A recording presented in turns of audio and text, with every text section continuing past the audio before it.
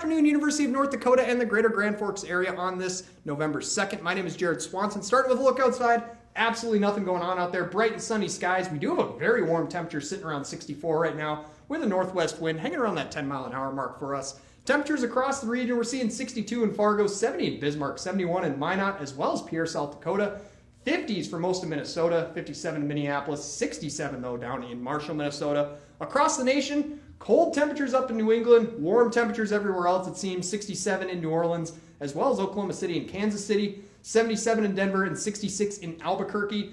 And looking at the satellite radar across the nation, nothing to talk about. There's a couple high pressures dominating most of the country right now. You'll see some snow out in the Buffalo, New York area, maybe even into Maine, but for the most part, the country is looking pretty clean on precipitation. Zooming in on our area, nothing to talk about like we saw in the Skycam. Maybe a high cloud or two trying to scream through, but other than that, really nothing going on. Looking at Futurecast, we'll notice we stay nice and clear for our Tuesday, or most of our Tuesday. Into Wednesday, though, we could see a cloud or two try to work into the sky with this cold front.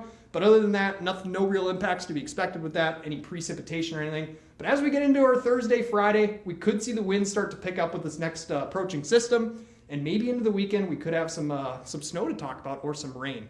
Taking a look at our long-range temperatures, like we noted in the satellite radar, nothing going on in the west and central United States. That's associated with this giant ridge here, allowing all that warm air just to really stream north. And that's why we're sitting at 64 today, whereas in New England, it's sitting nice and cold within this trough. So that's really what's going on across the nation right now. As we play this forward, you'll notice these warm temperatures and this ridge really doesn't break over the next few days.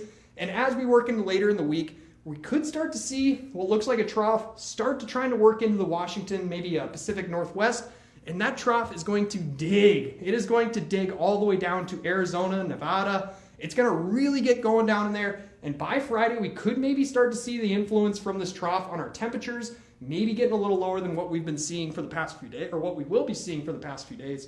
And as we play this forward even more, we'll notice that trough really digs in the south, and when we get in a pattern like this, it is very conducive for a lot of precipitation for our region here in the Red River Valley.